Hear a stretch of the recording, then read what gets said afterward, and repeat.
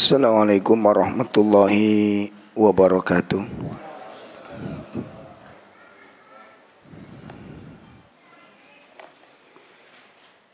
Alhamdulillahirabbil alamin. Hamdan katsiran tayyiban mubarakan fi kama yuhibbu rabbuna wa yarda. Asyhadu an la ilaha illallah wahdahu la syarikalah wa asyhadu anna Muhammadan abduhu wa rasuluh. Allahumma salli wa sallim wa barik ala nabiyyina Muhammadin wa ala alihi wa ashabihi wa man tabi'ahum bi ihsanin ila yaumiddin. Amma ba'd.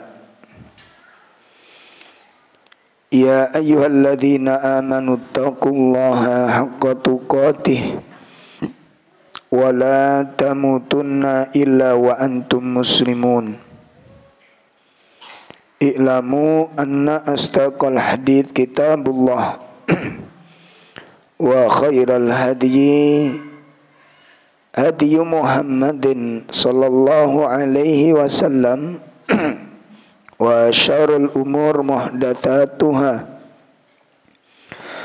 wa kullu muhdatsatin bid'ah wa kullu bid'atin dhalalah wa kullu dhalalatin finnar. Ikhwatul iman rahimani wa rahimakumullah. Bapak-bapak, ibu-ibu,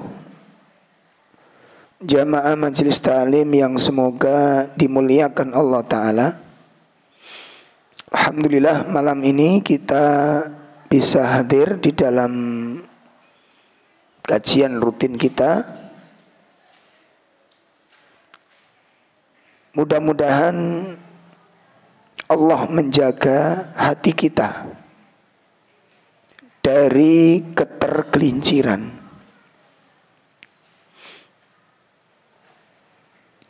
Perlu kita ketahui,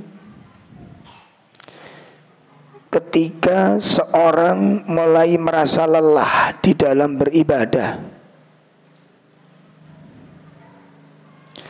ketika seseorang mulai merasakan kecapean di dalam melakukan ketaatan, maka ketahuilah itu awal tergelincirnya hati.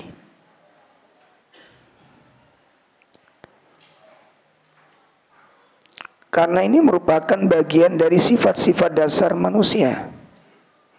Baca Quran malas, mau infak sulit, berat untuk dikeluarkan, pertimbangan ini dan itu. Ini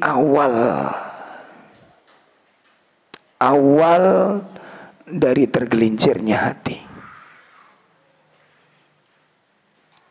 Jadi tergelincirnya hati itu nggak langsung orang melakukan kejahatan besar, tidak.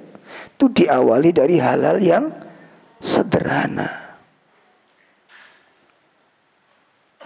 Ya. Pertama dari apa? Al-ajiz. Lemahnya kemauan. Itu diawali dari situ. Al-ajiz. Lemahnya kemauan. Nah, kalau lemah, kemauannya lemah, tekadnya lemah, itu muncul al-kaslu, malas. Coba dirasakan betul ini. Ya. Dan ini banyak menimpa kaum muslimin, terutama para thalabul ilm, tapi nggak sadar. Al-ajiz wal kasal. Makanya Nabi berdoa berlindung dari dua sifat ini. Allahumma a'udzubika minal hammi wal hazani wal ajzi wal kasali. Ya lemahnya kemauannya nggak ada. Akhirnya karena kemauannya nggak ada, malas. Nah kalau udah malas, ditunda-tunda semua ketaatan itu. Ya, dan yang menarik apa? Ketika kita punya kemampuan, contoh pagi punya kemampuan baca Quran, enggak baca Quran.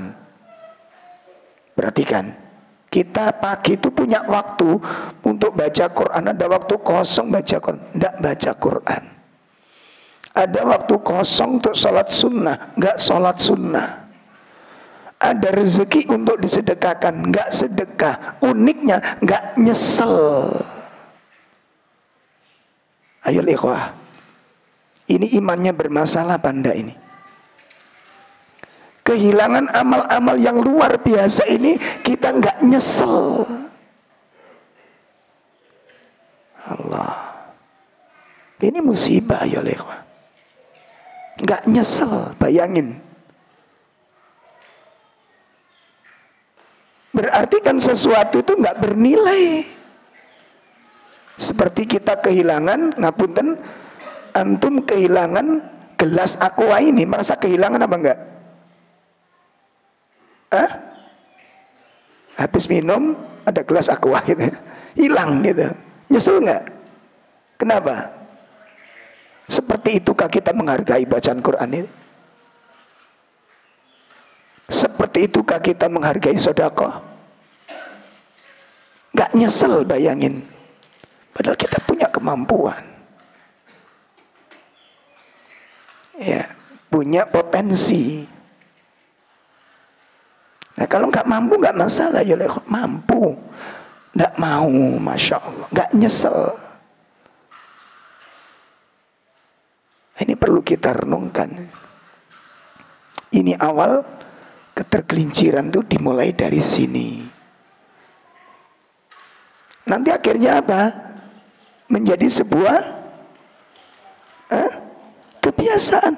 Kehilangan amal banyak itu ya nggak sumpek, Pak.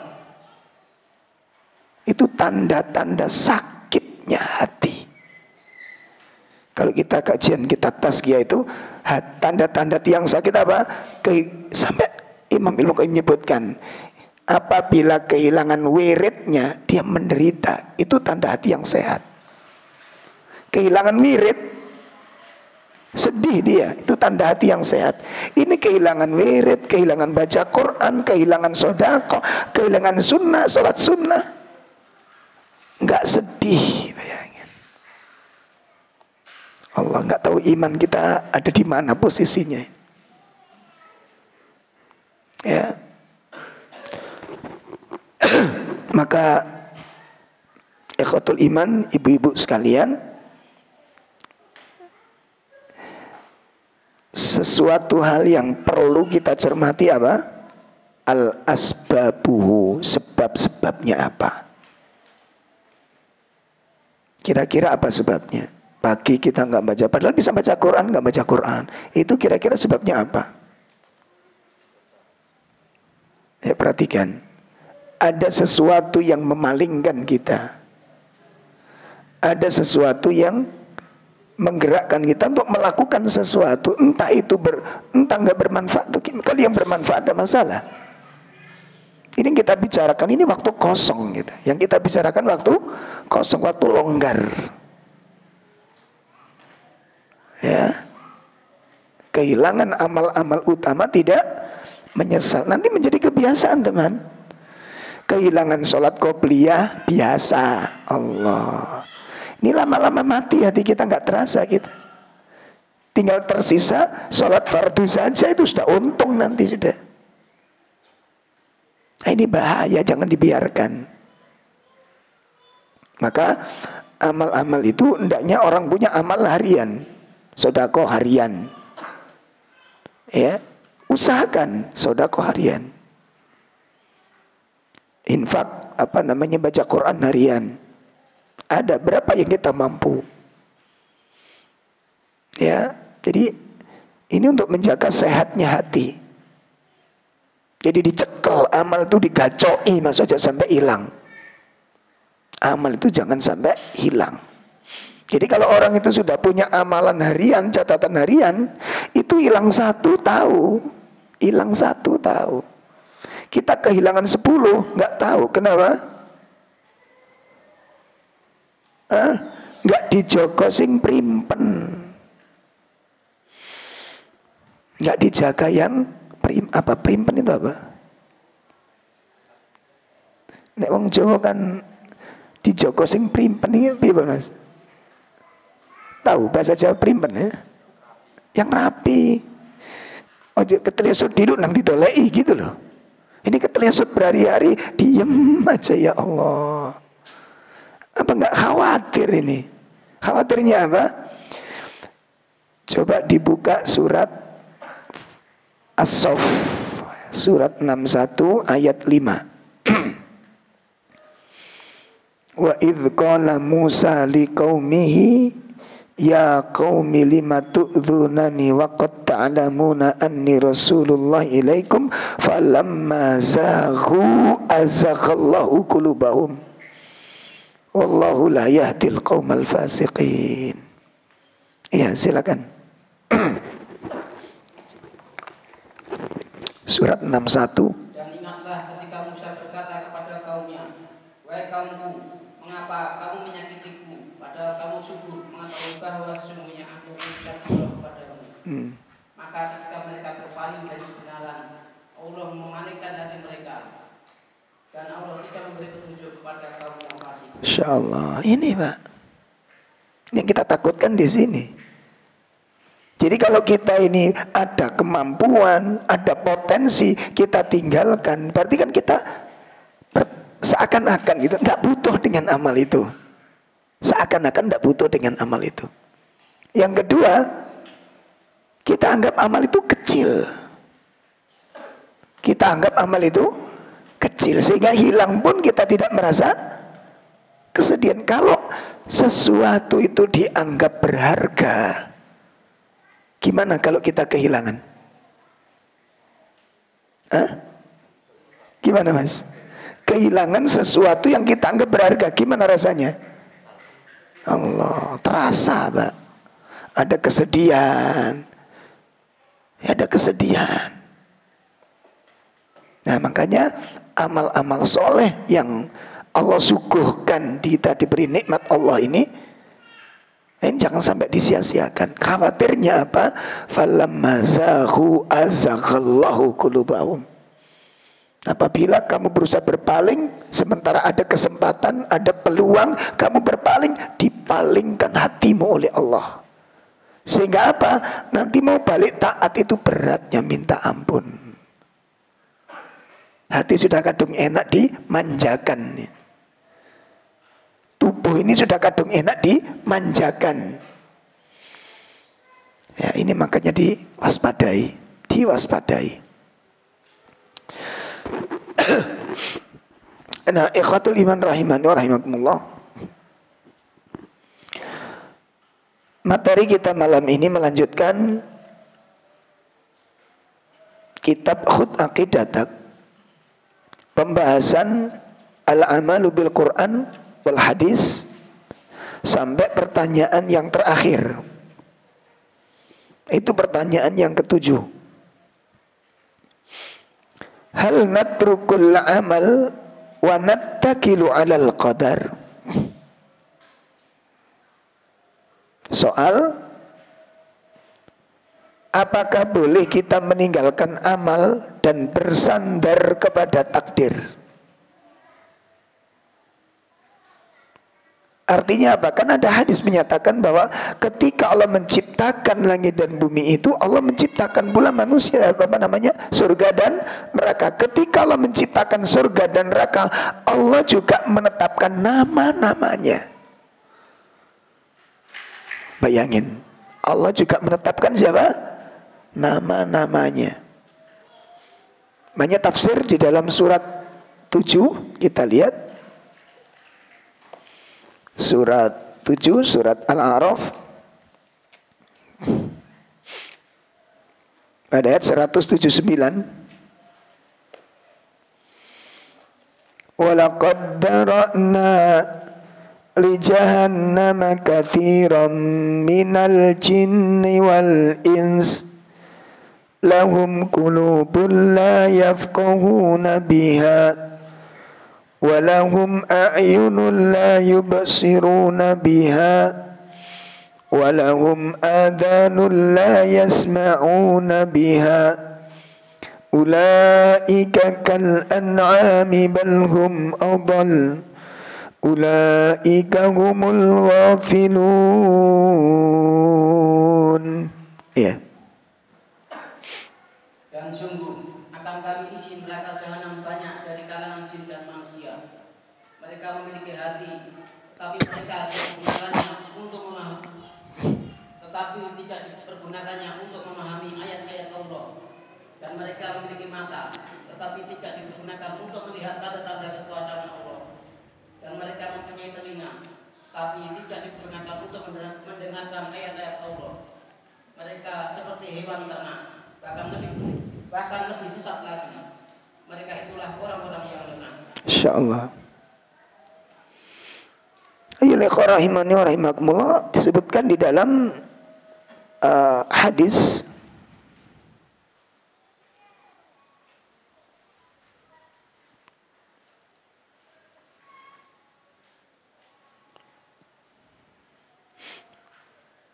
ya sebagaimana disebutkan dalam sebuah hadis Muslim di mana Rasulullah SAW bersabda, Innallaha qaddara maqadir al-khalaiq qabla an yakhluqas samawati wal ard bi khamsina alfasanah. Ya. Sesungguhnya Allah menetapkan takdirnya kepada makhluk.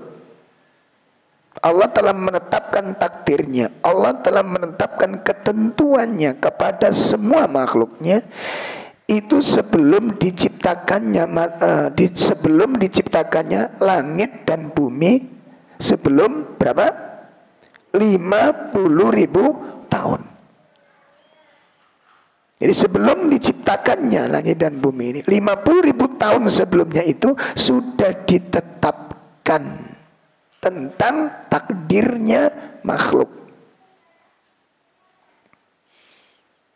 Ya. Maka termasuk di dalam ayat ini. Jadi ketika Allah menciptakan neraka dan surga, ketika Allah menciptakan surga dan neraka, Allah juga sudah tetapkan nama-nama penghuninya itu siapa. Jadi nama-nama manusia itu sudah ada di dalam antara surga dan neraka. Makanya dalam sebuah riwayat, ya, dinukilkan oleh Imam Ibnu Rajab, wa baka ba'du ashabihi inda mautih. Ada salah seorang sahabat Rasulullah SAW menangis ketika akan meninggal dunia itu. Jadi ketika sakit berat, sahabat ini menangis luar biasa. Fasu'ila andalik, kemudian ditanya, kenapa dia kok menangis seperti itu? Yang dia tangisi apa? Perhatikan jamaah sekalian, perhatikan.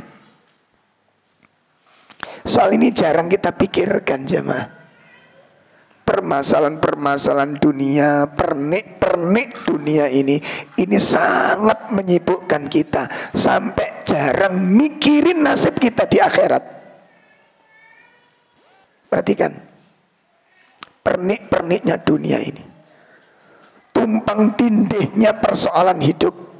Entah dari anak, entah dari teman, entah dari pekerjaan, entah dari pelanggan bagi yang dagang.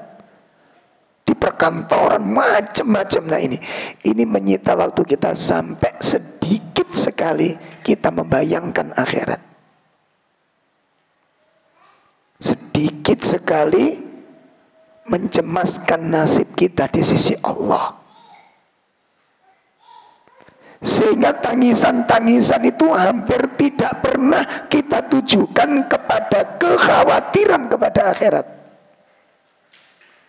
Saking minimnya kita membayangkan akhirat. Saking minimnya kita membayangkan akhirat. Sahabat ini menangis ketika sakit berat. Lalu ditanya, kenapa dia menangis demikian? Apa jawabnya? Sami'tu Rasulullah sallallahu alaihi wasallam yaqul. Karena aku telah mendengar Rasulullah SAW bersabda. Jadi yang ditangisi apa? Sabdanya Rasulullah SAW. Kenapa kok dia menangis? Nabi mengatakan, Innallaha ta'ala qabida khalqahu qabdataini. Sesungguhnya Allah menggenggam makhluknya dengan dua genggaman. Ya, Allah menggenggam makhluknya dengan dua genggaman. Faqala, kemudian Allah berfirman, haula'i fil jannah wa haula'i finnar. Satu genggaman ini adalah nama-nama penghuni surga, dan satu genggaman ini adalah nama-nama penghuni neraka. Ya, Allah menggenggam makhluknya dalam dua genggaman, dan Allah berfirman, satu genggaman ini itu adalah nama-nama penghuni surga, satu genggaman yang lain itu nama-nama penghuni neraka. Lalu sahabat ini mengatakan, apa katanya? Sahabat yang nangis tadi berbicara, wala adri fi ayyil qabdataini kuntu. Dan aku enggak ngerti namaku itu ada di genggaman yang mana.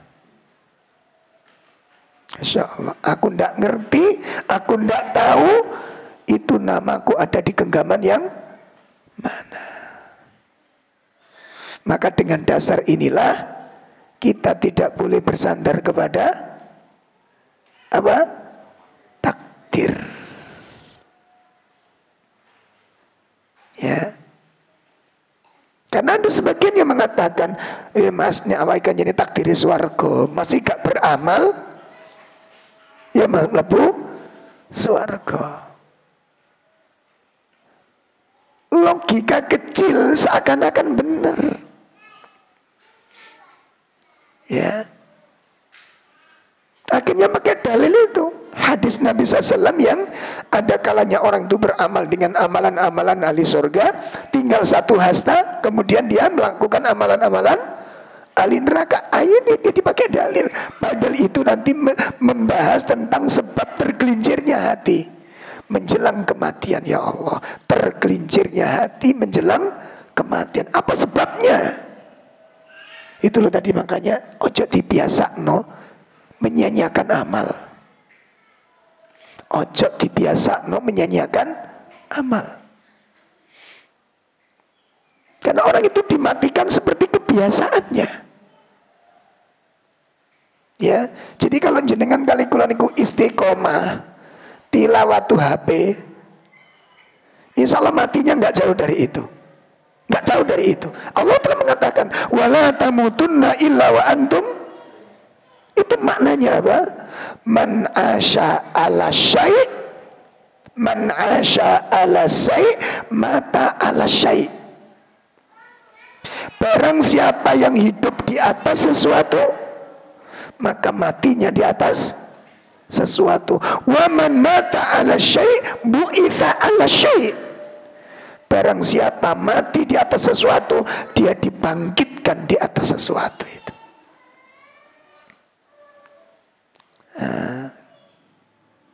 Ini khas sekalian. Maka orang, artinya apa sih tadi? Barang siapa hidup di atas sesuatu, mati di atas sesuatu. Itu pengertiannya gimana? Pengertiannya beribun. Orang yang hidup di atas sesuatu, maka dia mati di atas sesuatu. Maksudnya apa? Nah, kematian itu tidak akan jauh dari kebiasaan. Jangan dibiasakan. ya, menyia-nyiakan suatu amal. Maka ketika muncul pertanyaan pada poin ke-7, bolehkah kita meninggalkan amal lalu bersandar kepada takdir? Jawabnya, la natrukul amal. Jangan kamu tinggalkan amal. Tidak boleh meninggalkan amal. Ya, tidak boleh meninggalkan amal. Mana dalilnya? Allah Subhanahu wa taala berfirman dalam surat Al-Lail. Ya, surat Al-Lail.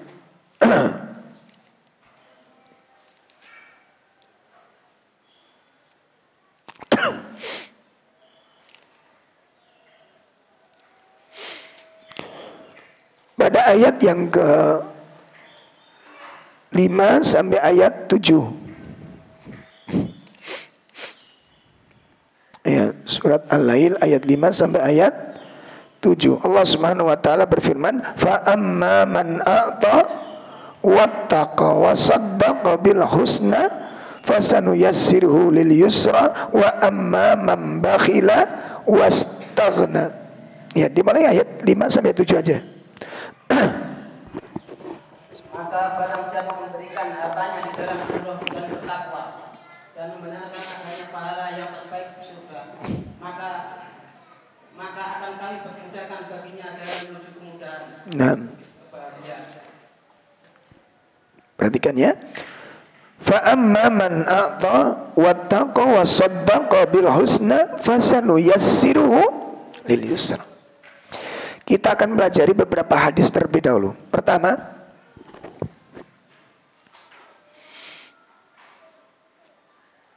dalam Sahihaini,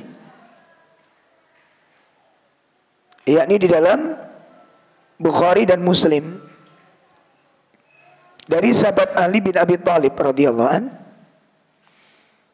ani Nabi sallallahu qala, ma min nafsin manfusatin,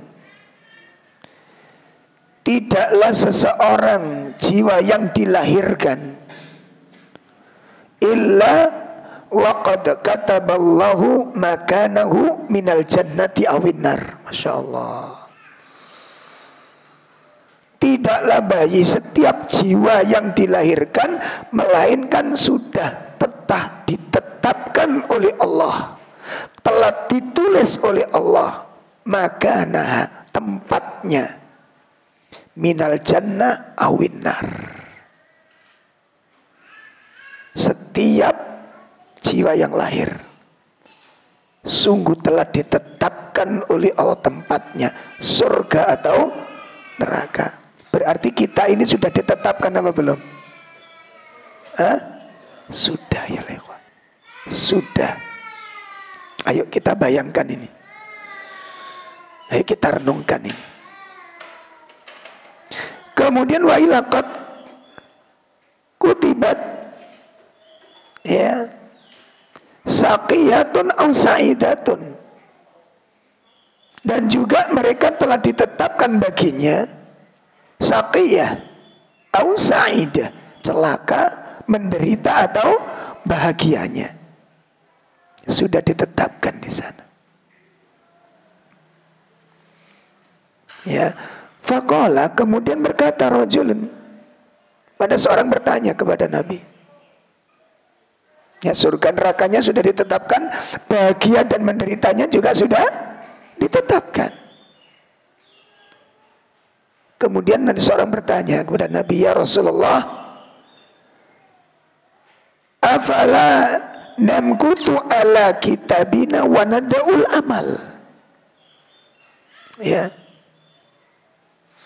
apakah kita tidak hanya mengandalkan itu menyandarkan diri kita kepada catatan, lalu kita tinggalkan amal?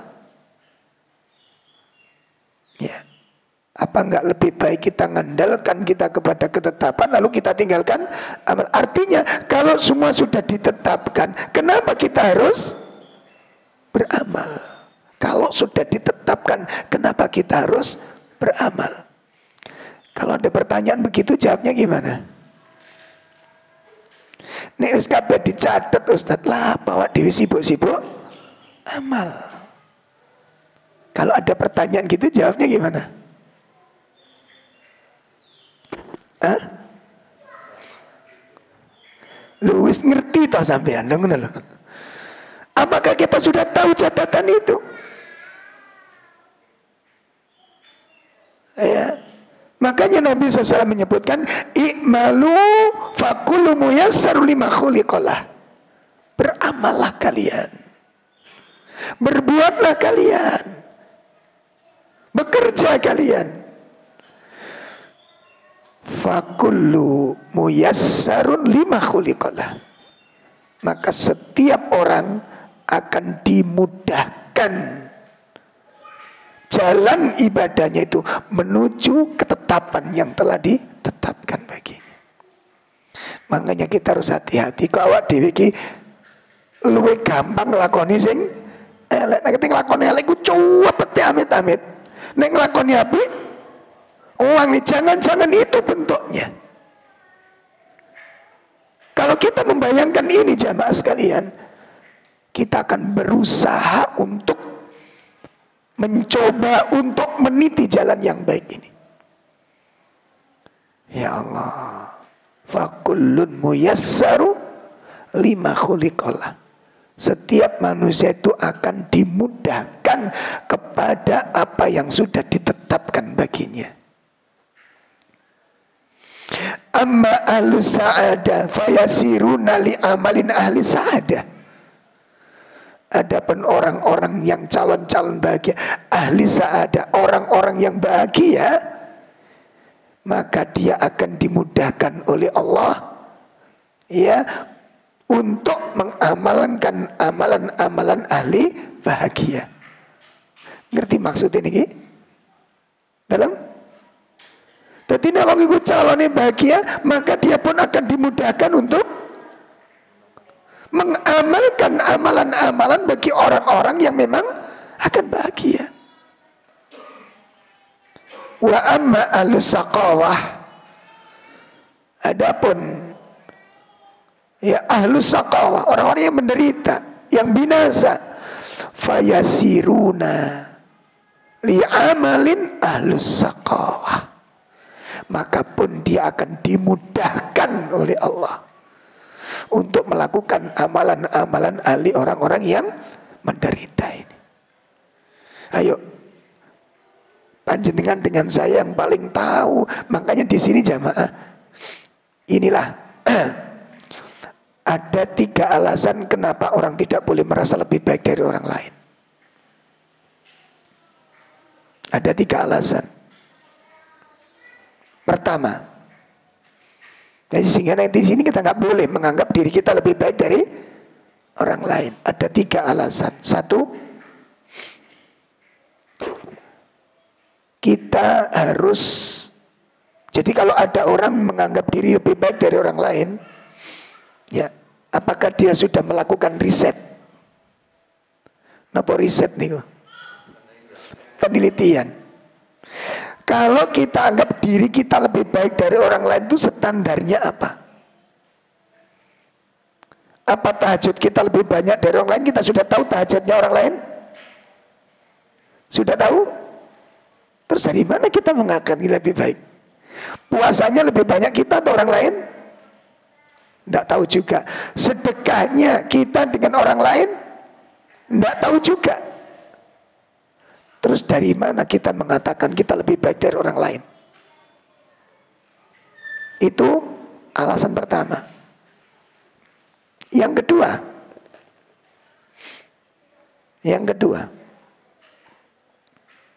kenapa tidak boleh kita menganggap diri kita lebih baik dari orang lain? Kalau toh ternyata ditemukan amal kita lebih banyak dari orang lain, pertanyaannya, apa itu jaminan? Dalam apa itu jadi jaminan?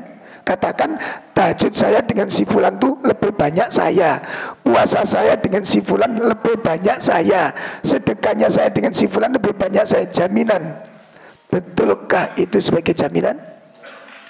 Bagaimana dengan amalan hatinya? Bagaimana dengan amalan hatinya? Abu Bakar, sahabat Abu Bakar dengan sahabat Amr bin As. Ini kalau diitimbang amalan dohir, lebih banyak siapa? Abu Bakar dengan Amr bin As. Lebih banyak siapa, Pak? Hah? Amr bin As.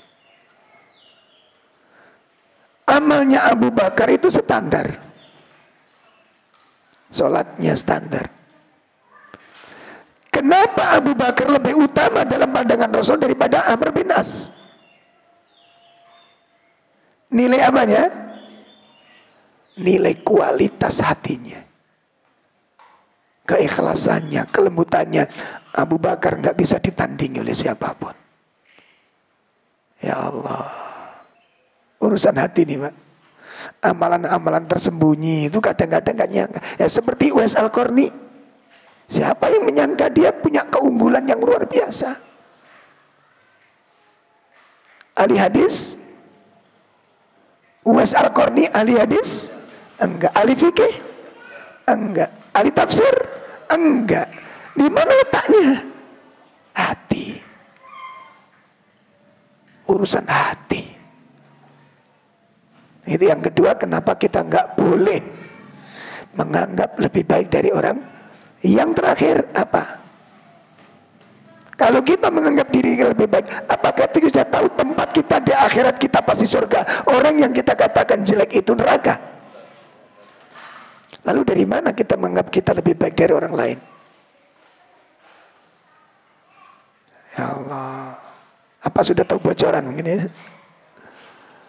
Tidak boleh, makanya kita nggak boleh demikian. Ini hadis pertama. Ini Isa dulu ya. Nah, monggo adzan dulu. Nanti kita lanjutkan setelah adzan.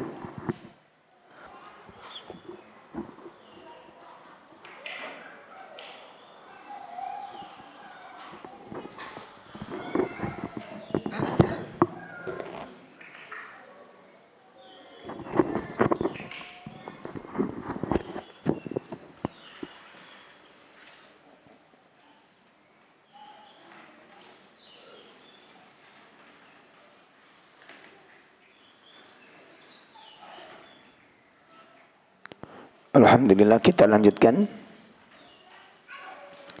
Nah, ini jadi hadis yang pertama ini sebagai renungan bagi kita semuanya. Ya, ini renungan bagi kita semuanya. Makanya Imam Rabi bin Husaim itu menasihatkan kepada sahabat Hilal dan Imam Mundir. Beliau berkata,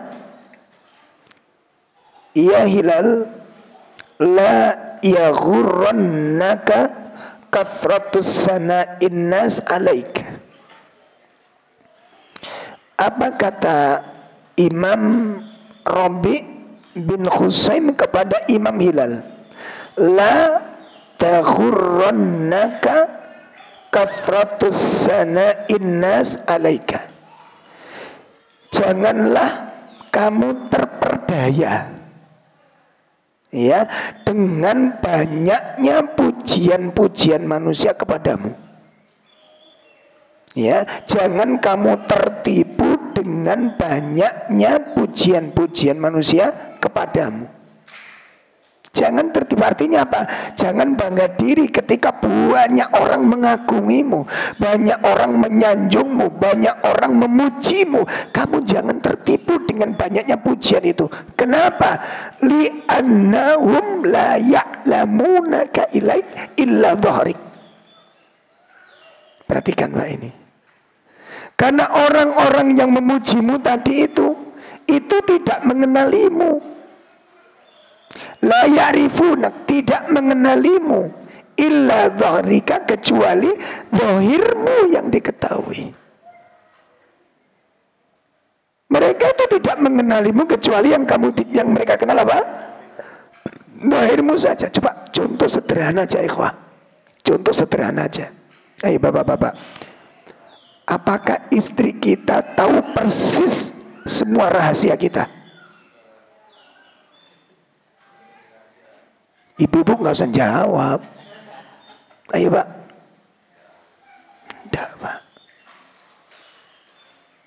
Apa istri kita tahu semua rahasia kita? Jadi kalau istri kita mengagumi kita, istri kita menyanjung kita, istri kita sangat takjub, itu karena Allah tutupi kekurangan-kekurangan kita di mata istri kita ini. Termasuk sebaliknya, ibu-ibu. Apa ibu-ibu yakin bapak-bapak tahu persis semua rahasia panjenengan? Menang saya. Ini serangan balik namanya. Gak tahu Pak. Ada banyak hal, sifat-sifat yang disembunyikan ibu-ibu yang bapak-bapak enggak tahu. Kenapa? Ini bagian rahmat Allah Ta'ala kepada kita. Makanya tidak boleh apa tadi? Bangga dengan pujian orang lain. Ayo Pak, jujur ya Pak. Banyak keburukan-keburukan kita tidak diketahui oleh orang lain. Banyak aib-aib kita yang orang lain tidak tahu. Orang tua kita tidak tahu, istri kita pun tidak, anak kita pun tidak tahu. Makanya kita tidak boleh bangga dengan banyaknya pujian-pujian manusia. Kenapa? Nasihat yang luar biasa dari seorang ulama. Mereka tidak mengenalimu kecuali lahirmu saja. Sementara amal-amalmu nanti, tempatmu di surga itu, tempatmu di akhirat itu tergantung amalmu, bukan karena penilaian manusia. Jadi tingkah pola kita hari inilah yang nanti akan menjadikan penentuan kita ditempatkan di mana. Kita pantas ditempatkan di mana? Kita patut ditempatkan di mana? Surga atau neraka? Perbuatan kita hari ini, ayo ikhwah. Nah, ini 3 alasan di mana seseorang tidak boleh merasa lebih baik dari orang lain dan tidak boleh bangga apabila kita mendapat banyak pujian-pujian. Masya Allah. Ini hadis yang pertama.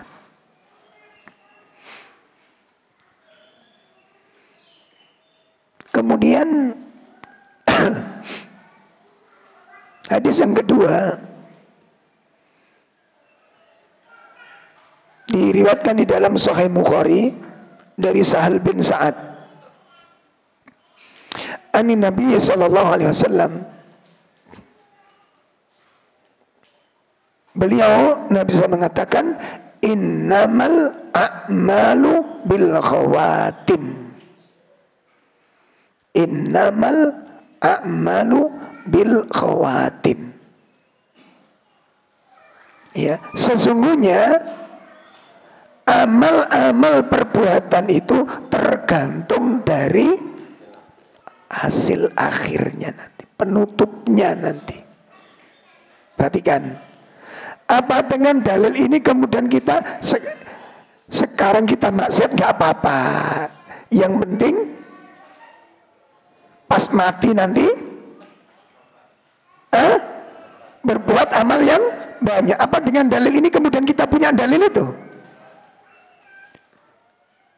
Kita sekarang masih nggak apa-apa, ndablek nggak masalah. Yang penting pas mati baik. Kenapa? Innamal a'malu. Persoalannya jamaah, matimu kapan? Ya kan nggak tahu kita. Sehingga kalau orang paham dengan hadis ini, tentu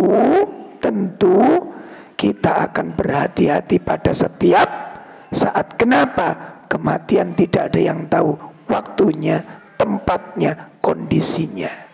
Nggak ada yang tahu. Masya Allah, nggak ada yang tahu, ikhwah. Makanya di kondisi-kondisi tertentu orang itu nggak bayangkan peristiwa, makanya merasa aman. Contoh, berangkat rekreasi, ono sing cemas. Kenapa? Karena bayangannya seneng. Apa setiap orang berangkat rekreasi pasti bahagia? Dan tidak sedikit tempat rekreasi menjadi kuburan bagi dirinya. Ini bukan berarti kita wis ojo rekreasi wis. Bukan begitu kan? Artinya apa ini? Kondisi jiwa. Saya pas ngaji coba antum buka surat Al-A'raf ayat 97, 98, 99.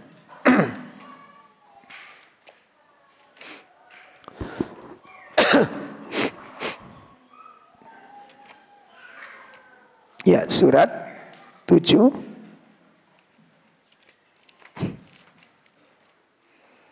97, 98, 99.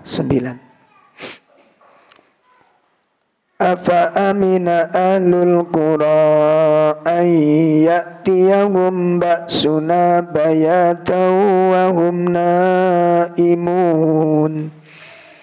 Awa amina ahlul qura an ya'tiyahum ba'suna duhaw wa hum yal'abun. Afa aminu makrallah fala ya'manu makrallahi illal qaumul khasirun. Iya. Maka apakah penduduk negeri itu merasa aman dari siksaan kami yang datang malam hari ketika mereka sedang tidur? Ataukah mereka penduduk negeri itu merasa aman dari siksaan kami yang datang pada pagi hari ketika mereka sedang bermain?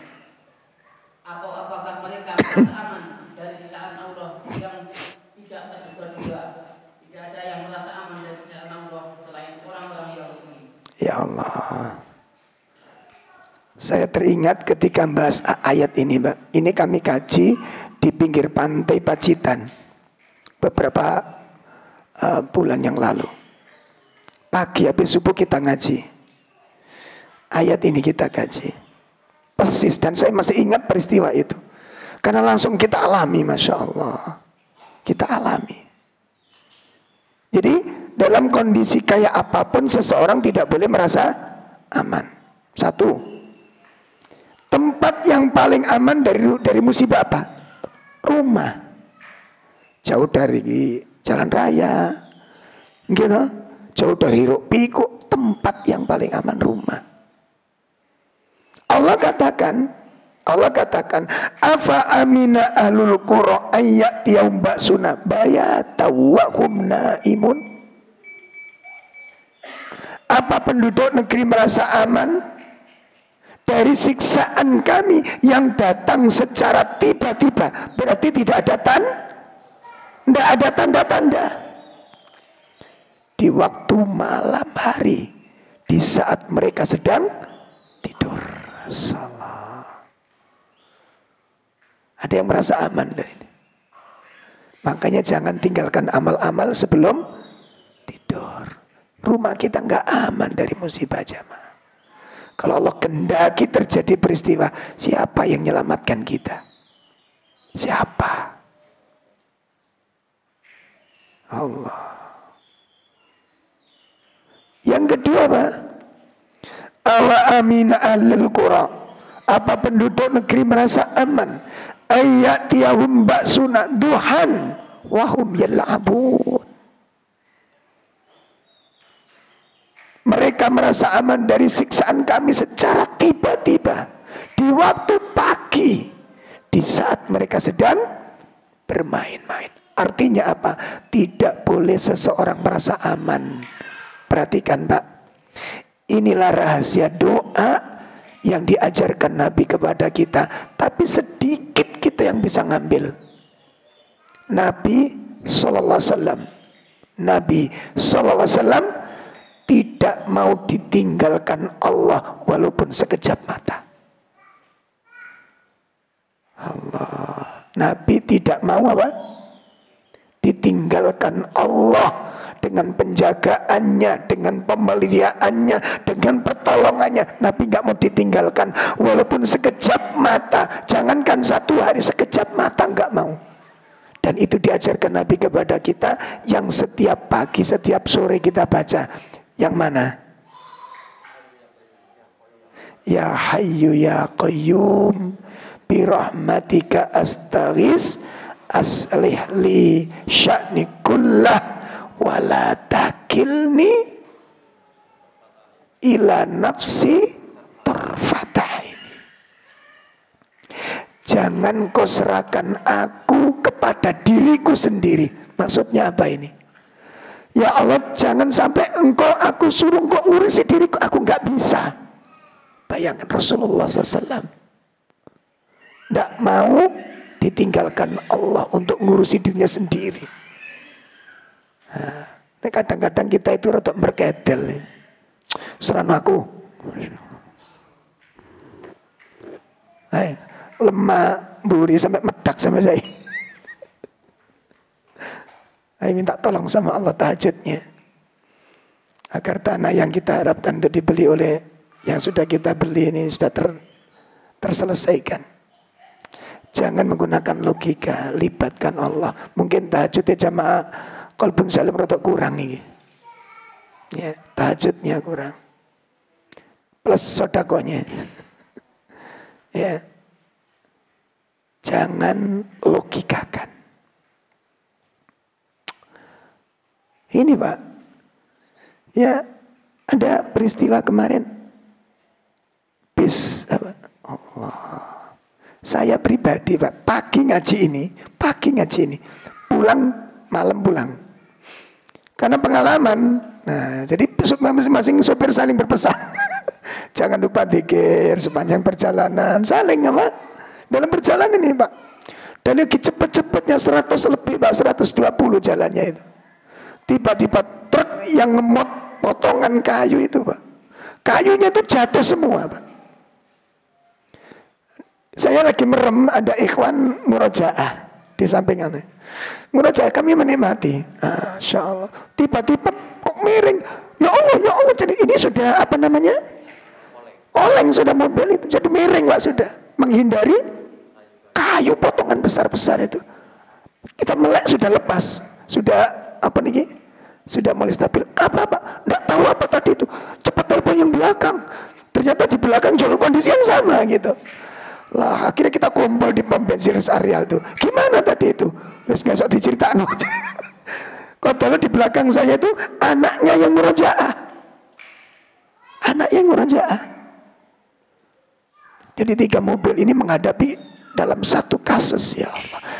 Langsung kita turun semua. Tadi pagi kita ngaji ini. Tadi pagi. Kajian berikutnya beberapa bulan kita ngaji lagi. Selalu kita ingatkan, subhanallah, terjadi betul Pak. Siang habis makan siang di warung soto itu, mobil kita undurkan. Enak, kosong ini kosong Pak. Cuma yang dari utara ini kan jalannya agak apa? Mendaki kemudian turun. Nggak ngertinya begitu kita sudah posisi keluar, sini nih sepeda motor itu dengan kecepatan yang sangat tinggi. Dan kita nggak bergerak sudah. Lah yang sini yang bingung. Waktunya dibanting ke kiri, sepedanya nabrak mobil kita, dia nggak karu-karu. Ini namanya kaki dengan tangan itu hancur sudah. Wah, ini ceritanya tuh, langsung Pak soto itu hilang kabeh Pak. Mari mangan soto, hilang kabeh soto niku pun. Ini berdarah-darah, langsung mas tuh ceritanya iki. Saya duduk sebentar Mas. Saya masuk mobil, duduk, ya Allah, ini nek diurus tenan, iki kok gak karu-karuan urusane. Bismillah, zikir tok nang Gusti Allah nih. Ini ayat-ayat, makanya kita tidak boleh merasa di warung lho Pak, sapa sing kepi mikir to. Mari ndelok cekere setin, ndelok cekere. Allah, inilah sesuatu yang tidak pernah. Makanya seorang muslim tidak boleh merasa aman dari sebuah musibah dalam segala kondisi. Tidak boleh merasa aman. Akhirnya apa? Subhanallah, ya pertolongan Allah lagi. Orang-orang kan ribut ini, iki urus saya macem-macem. Pun Pak ngapunten, saya tak urusan dengan yang bersangkutan. Pun Mas pripun ini? Sik Mas, sik Pak, saya tak tenangkan dulu, geng-geng. Tak tunggu sampai naik jenengan. Akhirnya semua bersaran, wis gini aja. Ini kan sakit Mas ini. Jenengan antar di rumah aja, nanti urusannya di rumah, dibicarakan yang enak. Saya sepakat insya Allah, tergantung masnya. Monggo, nek mau pulang kita siapkan antar pulang. Ke rumah sakit kita siap. Wis ngono tok jalane piye. Dengan izin dari Allah kita paksa, yang bersangkutan tidak mau. Sudah pak, saya tak pulang sendiri aja. Loh, jangan, orang-orang bilang jangan mas, ini diantar. Ya mas, kita antar. Boten. Nanti kalau di rumah saya ikhlas, dulur. Wah, mbok mana neng? Kan yang ribet itu orang lain kadang. Seperti kalau jenengan nenggon arek cilik di jalan, arek kalau salah, sing masalah sapa? Sing nulungi. Libatkan Allah. Sudah libatkan Allah. Jangan pernah tinggalkan Allah. Jangan pernah tinggalkan Allah sekejap mata pun. Segala urusan libatkan Allah. Ini penting sekali. Makanya hadis tentang 3 orang yang masuk gua tiba-tiba apa? Ketutup itu kan pelajaran. Berartinya apa? Musibah itu bisa datang di waktu yang tidak pernah kita sangka-sangka, dalam kondisi yang tidak pernah kita duga. Loh. Dan saya pernah sholat di masjid besar itu Pak, Wonoayu itu, masjid besar itu sebelum perempatan itu, sholat maghrib. Nah, anak guyon sama bapaknya, habis itu bapaknya sholat, anaknya guyon tetap. Kocok sakmu nambahnya itu gak ketok Pak. Jadi bening kan, dikira nggak ada, ditabrak beras. Ini yang namanya maja ini Pak, kaca semua anak kecil itu. Ya Allah, sudah rekreasi berubah menjadi sudah nggak ada. Tidak boleh merasa.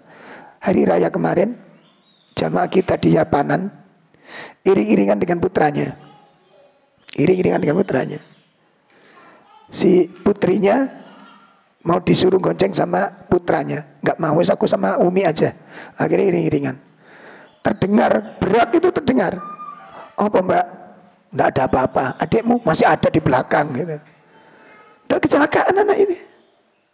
Pulang si ibu sampai rumah kok putranya belum datang. Baru onjong-onjong itu, nggak pernah terfikir sama sekali. Ditelepon nggak diangkat, akhirnya balik lagi karena perasaan sangat nggak enak. Ternyata betul-betul kecelakaan. Dia ditelepon dari mana? Porong itu, Pusdik itu. Anaknya di sana dalam keadaan sakarat. Itu berapa hari nggak sembuh-sembuh bau ibunya ini. Sok. Sudah siapkah kita dengan hal demi? Makanya nggak boleh merasa aman. Hatta kalau kita sedang jalan-jalan istirahat di rest area. Rest area itu tempat yang paling aman. Memang untuk istirahat. Gitu. Makanya kenapa kita diajari Bismillahi tawakkaltu 'alallah la haula wala quwata. Tahawul, tidak ada yang bisa merubah satu keadaan dari senang menuju menderita, dari menderita menuju senang. Tidak ada yang mampu merubah itu kecuali Allah. Kita, ayol ikhwah, kalau sudah keluar dengan 100% hati-hati, itu kalau sudah di luar menjadi 50%. Paham nggak ini? Ngerti maksud saya? Jadi kalau kita keluar ke jalan raya, hati-hati kita sudah 100%. Kalau sudah di jalan raya itu tinggal 50%. Yang 50 siapa? Orang lain.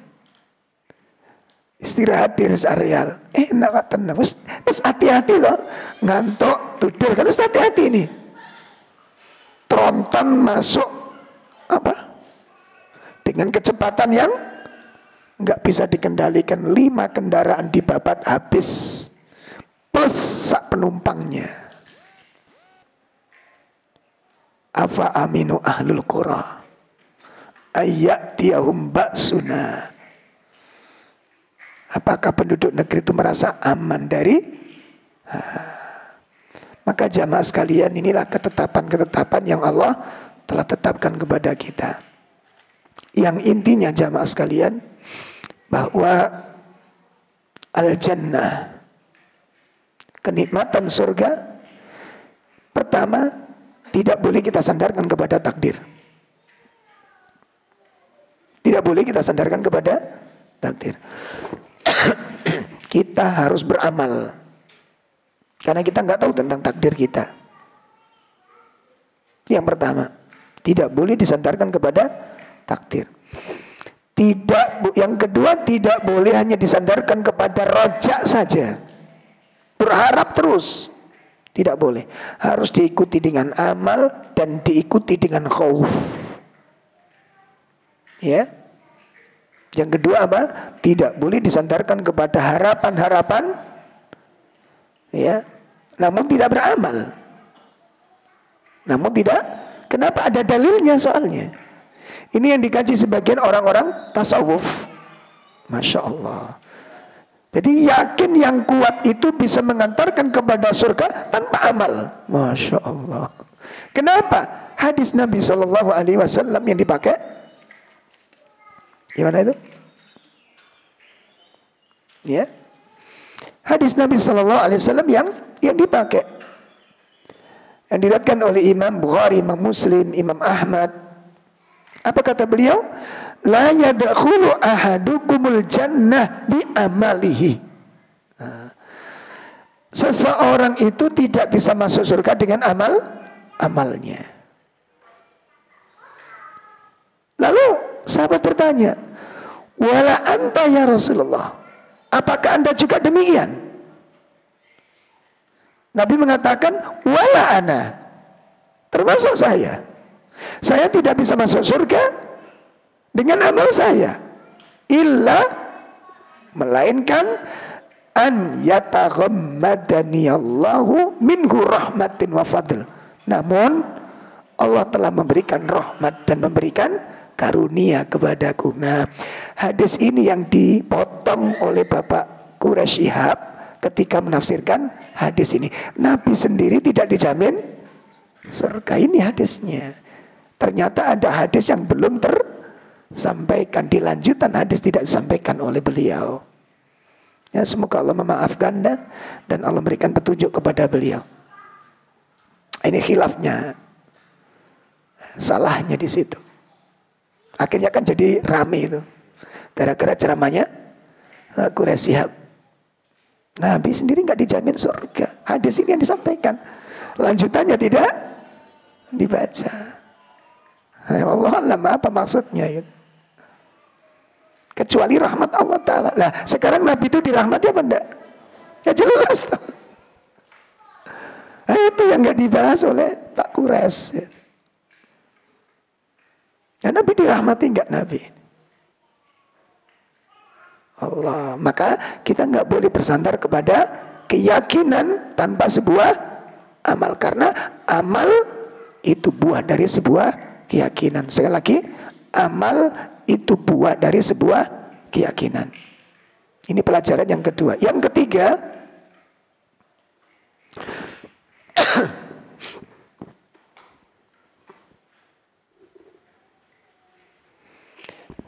ya, yang ketiga bahwa amal soleh yang dilakukan seseorang itu merupakan pembuka rahmat. Ya, amal-amal soleh itu menjadi pembuka rahmat. Bagaimana orang dirahmati Allah tapi tidak mengamalkan perintah? Sholat wajib ditinggalkan, sholat jamaah ditinggalkan, ya, kewajiban-kewajiban. Gimana kan dirahmati oleh Allah Ta'ala? Mungkinkah dengan meninggalkan perintah orang dirahmati? Rusak agama kalau begini, Pak. Coba dengan pandangan sempitnya dia mengatakan, orang gue nggak dijamin surga dengan amalnya, tapi dengan rahmat. Yang penting apa diri oleh rahmat. Nah, persoalannya mungkin nggak dengan meninggalkan perintah kita dirahmati oleh Allah? Nggak mungkin. Makanya ketika kita membaca ayat-ayat, antara ampunan dan rahmat itu selalu digabung. Wa'fu anna waghfir lana warhamna. Doanya Nabi Ibrahim, Nabi Adam Iktirafnya Nabi Adam, bukan doa. Iktirafnya Nabi Adam. Rabbana dhalamna wa illam taghfir lana wa tarhamna. Antara ghafur dengan rahmat, antara ampunan dengan rahmat. Maka Allah gandengkan sifatnya, innallaha ghafurur rahim. Selalu digandengkan dua hal, antara ampunan dengan rahmat. Nah ya ikhwah rahimani wa rahimakumullah, maka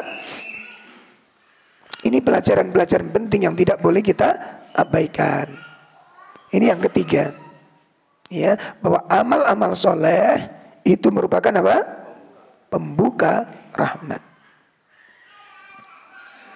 Kemudian pelajaran yang keempat,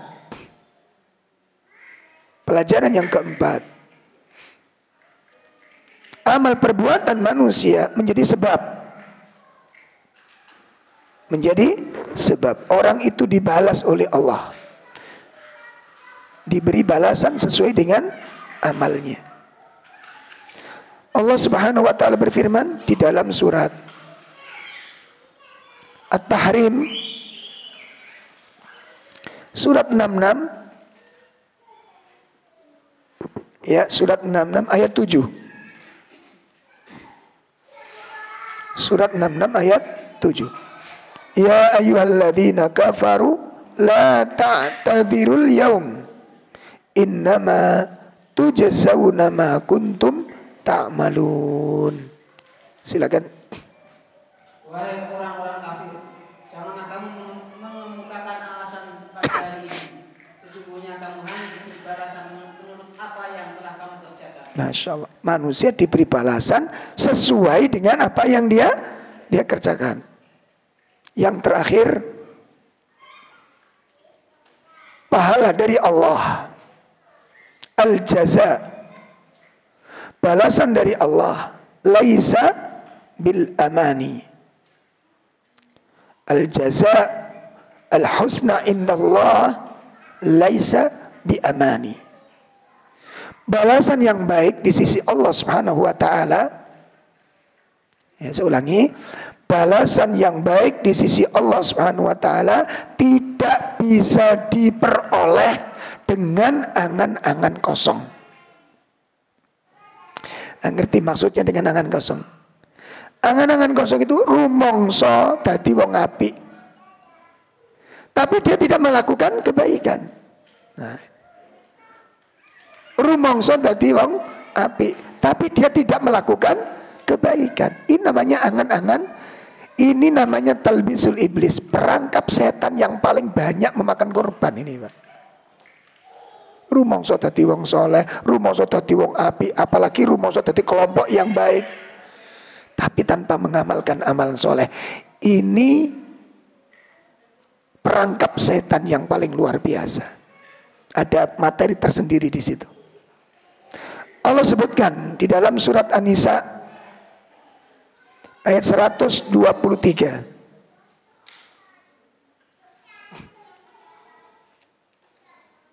Ya, 123 sampai 125. Ini yang terakhir ya. Laisa bi amaniyikum wala amani ahlil kitab man ya'mal su'an yujza bih wa la yajid lahu min dunillahi waliyyan wa la nasira wa man ya'mal minas salihati min dzakarin aw untha wa huwa mu'minun fa ulaika yadkhulunal jannah فأولئك يدخلون الجنة ولا يظلمون نقيرا ومن أحسن دينا ممن أسلم وجهه لله وهو محسن واتبع ملة إبراهيم حنيفا واتخذ الله إبراهيم خليلا. نعم. Pahala dari Allah itu bukanlah angan-anganmu,